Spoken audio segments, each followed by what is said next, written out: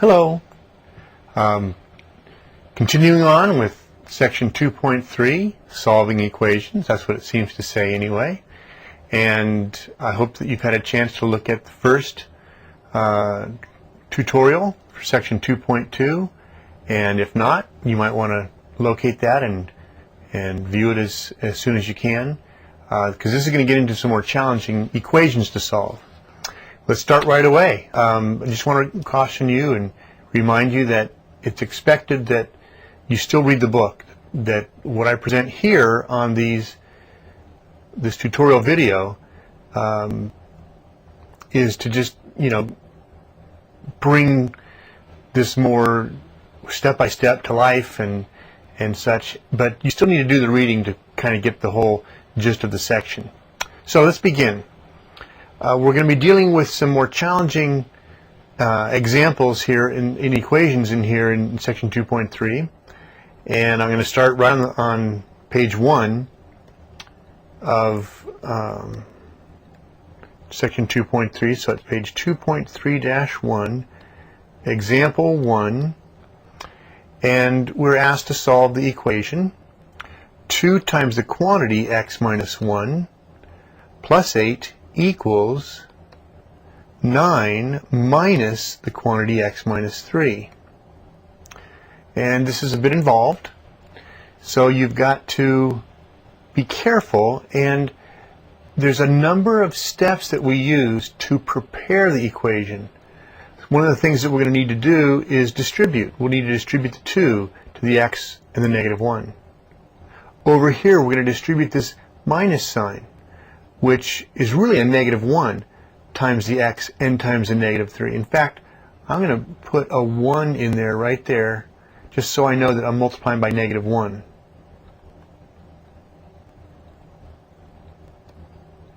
Make that a little bit better.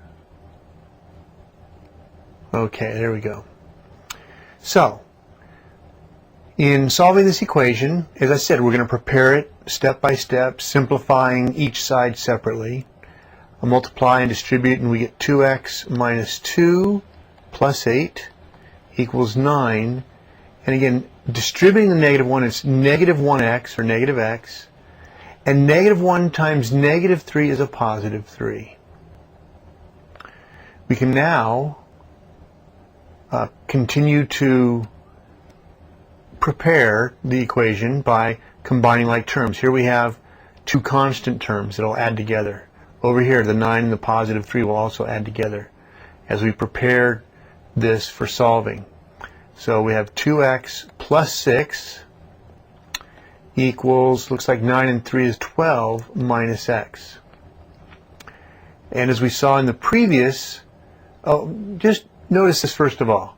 Here we started with a relatively complex equation. Carefully, step by step, we simplified it a little bit by eliminating the parentheses. Then we combined like terms, and now it's starting to look somewhat familiar, not the numbers themselves, but the type of equation that it is. And we want to isolate the variable. You might remember that we need to get the x's together, combine the x's. I'm going to clear the x from this side by adding 1x to each side, adding its opposite. So I'm going to say here plus x and plus x. So it looks like we have here 3x plus 6 equals 12, and now we have the equation officially prepared, so to speak, to solve. This is all a bunch of preparation just to get it to this point. Now we eliminate the constant, the positive 6, and then we'll clear the coefficient 3, one step at a time though. Do not do them both at once. So we'll add a negative 6 to each side, and we will get here just 3x plus 0, but I'm not going to add 0. 12 and negative 6 add to positive 6. And lastly, we'll divide each side by 3. So now we're looking at x equals 2. We can do a check. X equals 2 to make sure that we've done it correctly, that we have the correct answer, the solution.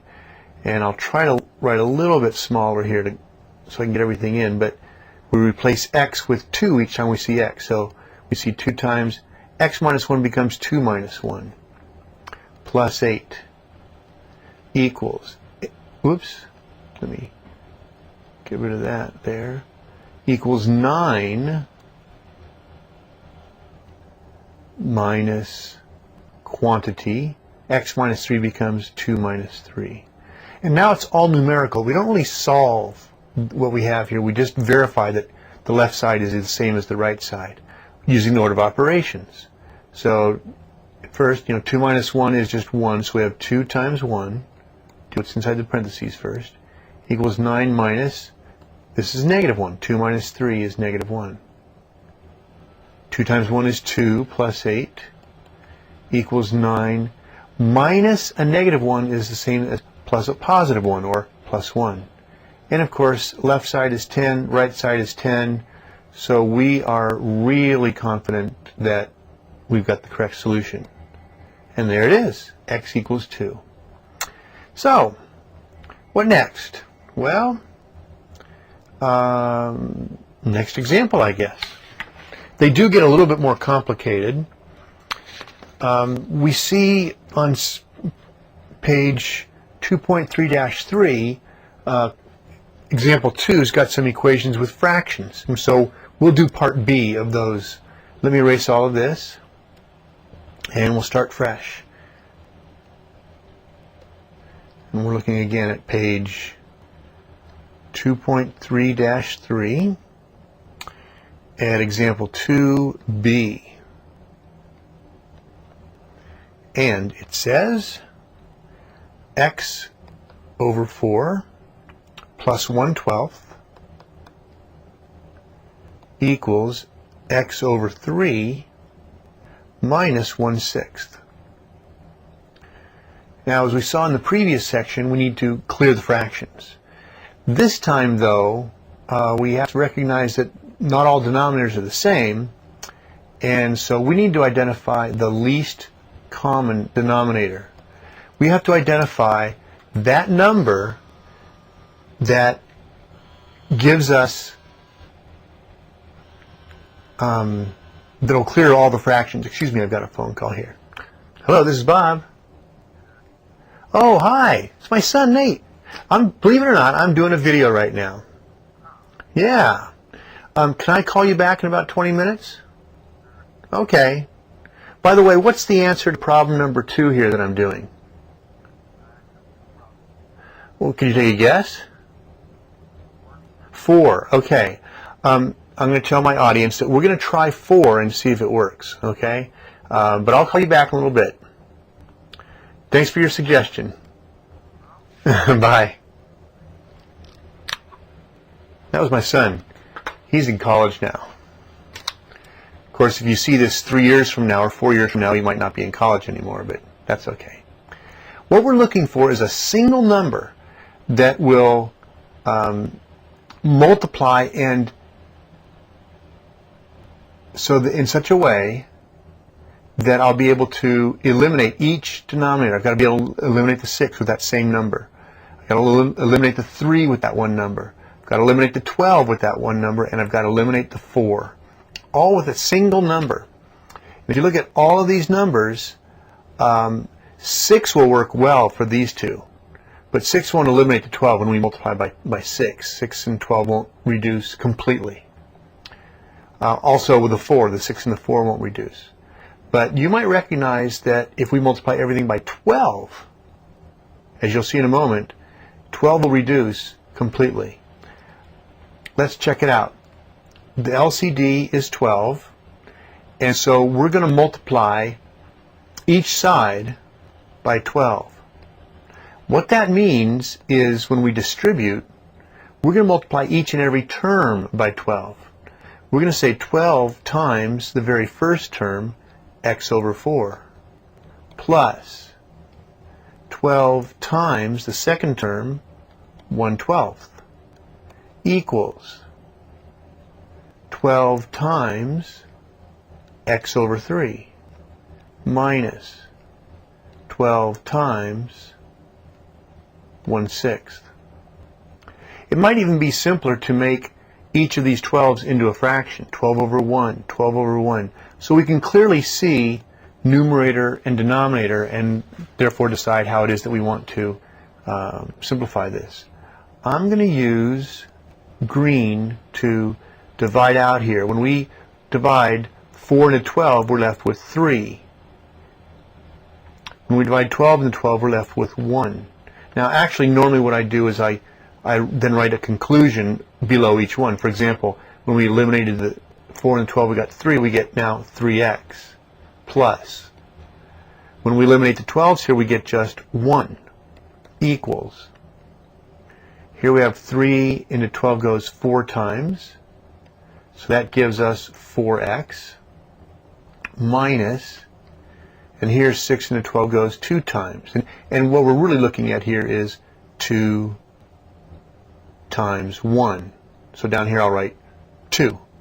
Here we had 4 times x, 4x. 1 times 1, because the 12s were eliminated. 1. 3 times x. Okay.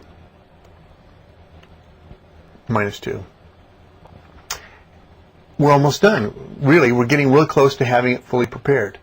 I think, I'm thinking ahead now, I'm going to strategize. I think it would be better to eliminate 3x from each side. Thinking ahead, because that'll leave us with a positive 1x over here.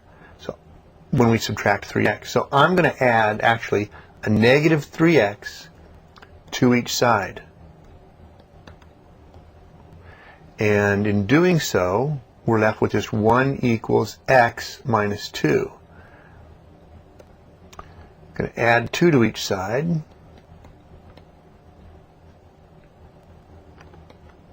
Plus 2 equals plus 2.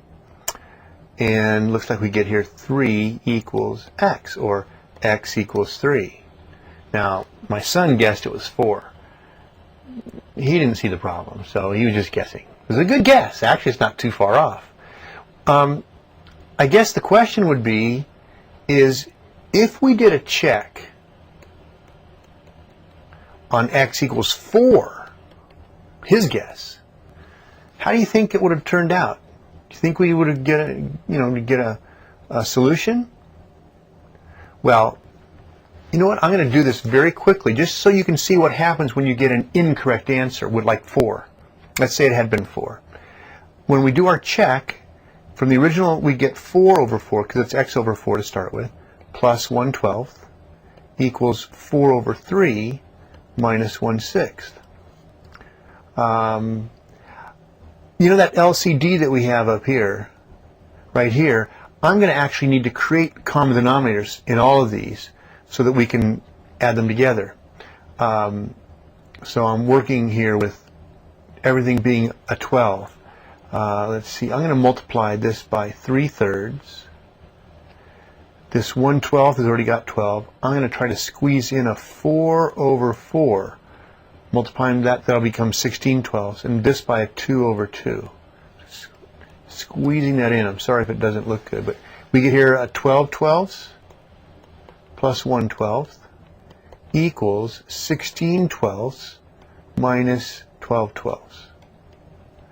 And that becomes 13/12 equals 4/12, which clearly is not true. That is false. Therefore, the x equals 4 solution is not. I mean, it's an answer that my son gave us, but it's not a solution.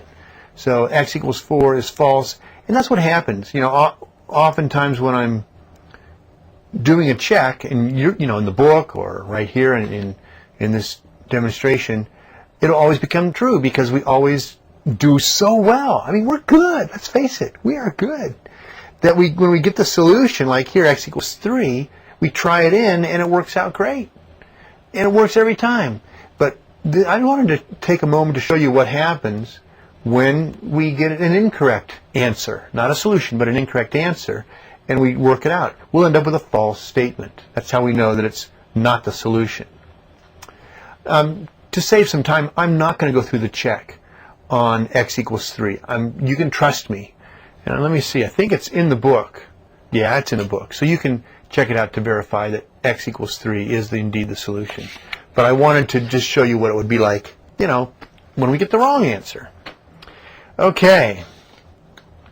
2 more examples. Let me see how quickly I can get through this next example. 2.3-5, that's the page number. And I'm looking now at example 3. I'm going to do the second method. It shows 2 methods here in the book. I'm going to show you just the second method. This equation doesn't have fractions per se. It has decimals, which are special kind of fractions. But what I'm going to do here is write down the equation 0.4x, that means times x, minus 1.2 equals 0.15x plus 0.8. Now, the truth is, we can actually solve this equation just keeping everything in form of decimals. But I know from experience that that would be more challenging than it's worth. Instead, let's recognize that in these decimals, here we have 2 decimal places, here we have 1. 0.8 has only 1, 0.15 has 2. 1 decimal place, just the 0.2. I know it's got two digits, but only 1 decimal place. Likewise, 1 decimal place. The first thing that we're going to do is kind of like getting a common denominator. We're going to get a common decimal place. We have here tenths, hundredths. We're going to get hundredths at each one of these positions. So it's kind of like getting a common denominator. And it's simple to do.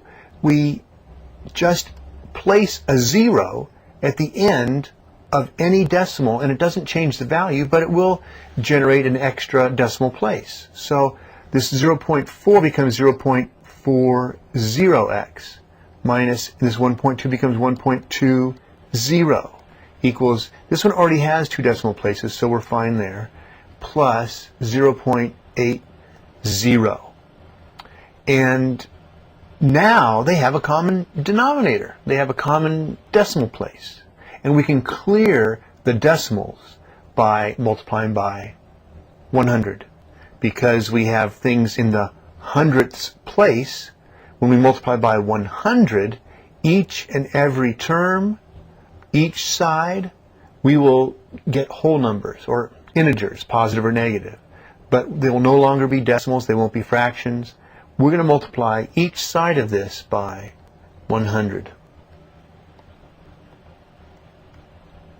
And then, of course, distribute that 100. The good thing about distributing the 100, and that's the nice thing about decimals too, is that multiplying a decimal by 100 moves the decimal point 2 places. And since we have 2 places here, 1, 2, it'll move it to the end, so this will become 40x. Not 040, but, and that 0 can be ignored, but 40x. Moving this one 2 places will become 120, or negative 120. Moving this decimal 2 places, because that's the effect of multiplying by 100. It makes it just 15x. And over here, this becomes 1, 2, becomes 80. So they're all integers. We don't have any fractions or any decimals left over when we do the multiplication. We get just 40x minus 120 equals 15x plus 80. And that's how we prepare this equation when they're decimals. That's at least what I think is the easiest way to go. We're not done preparing. We still need to get the x's together, and I'm going to add a negative 15x to each side. And in doing so, we'll get 25x minus 120 equals just 80. And now we'll be able to clear the constant by adding 120 to each side.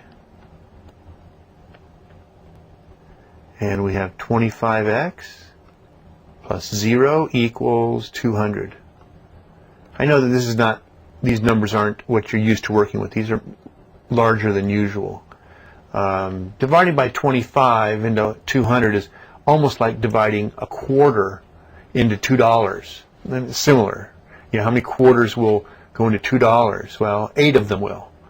8 quarters is equal to $2. That's one thing nice about 25 is you can think of it in that way if it's helpful. Anyways, x equals 8. And I'll be real honest with you. The check is shown in the book, and to do this check, we're checking x equals 8. It means that we kind of have to go back to 0.4 times 8, and minus 1.2 equals 0.15 times 8 plus 0.8. And this itself is a bit of a challenge. We get 3.2 here. 4 times 8 is 32, but because there's one decimal value here, it's 3.2 minus 1.2 equals. Now 8 times 15 is, it's 40, 0 carry the 4, 120, but this has 2 decimal places, so that ends up being 1.2, 1.20 or 120 plus 0.8. When we do a subtraction here, we get 2.0, 2.0, and when we add these together, we get 2.0. So again, this is true, that's the solution, blah, blah, blah, blah, blah. Oh, come on, it's more fun than that, isn't it? I think so. Okay, one last example here. Page 7.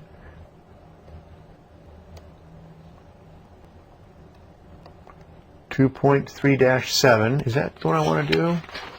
I guess I don't have a choice. That's the last one. And I'm going to do part A. This is example 4A, which says 1/2 times the quantity x plus 2/3 equals 3 times x minus 1. And this is actually simpler than part B, but I want to finish up with this one anyway. And as you do the reading in section 2.3, you will do the reading, won't you? Okay. Okay. All right. Promise now. Okay. In the reading, it says that the first thing we need to do, we don't even clear fractions first. We clear parentheses first. That's always the first thing to be cleared. So here the 3 will distribute to each of them. Here the 1/2 will distribute to each of them. Excuse me. 1/2 times x over here is just 1/2 x. Plus 1/2 times 2/3. Might even want to do some scratch work off to the side. 1/2 times 2/3. Let's see, 1/3. Okay, so we get 1/3 there. Little scratch work. Equals, this is simple, 3x minus 3. Can we distribute there? So we've cleared the parentheses. Cleared the parentheses. That's a good thing.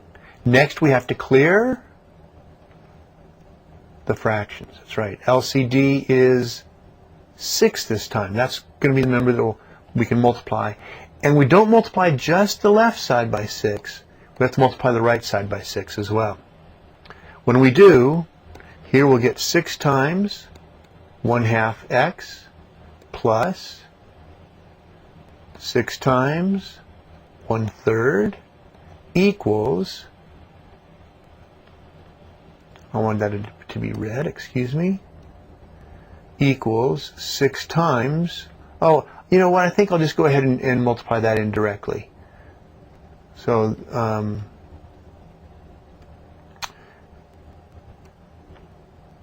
you know, like this here. That's going to be 18x minus 18. It's these fractions that I'm a little more concerned with. Over 1. Over 1. And I'm doing that, as you saw before, to create numerator and denominator. So when we divide, we can see them clearly. Here that becomes 3, and this becomes 2. And what we get here is a 3 times 1 times x, or 3x, plus 2 times 1 is 2, equals 18x minus 18. And I think I will subtract 3x from each side, or add its opposite. So it's a negative 3x there, and a negative 3x. That gives us a 2 equals 15x minus 18. Good. And then add 18 to each side. We want to isolate that variable. And we're now looking at 20 equals 15x. Divide each side by 15. Well, this is kind of interesting. We haven't had this kind of answer before, but it's legit. I mean, we did everything correctly. And I can peek at the book to make sure. Excuse me just a moment. It's right. The book says so. What we do, of course, is simplify. 15 over 15 is just 1, so that gives us x. And 20 over 15, we can divide each by 5. Divide that by 5, we get 4. Divide this by 5, we get 3. So 4/3. Running out of room here. X equals 4/3. And for the sake of time, it's checked in the book. You can go through the check. That's the solution. And that's the end of our discussion on section 2.3. I hope you've enjoyed it. I know I have. See you later.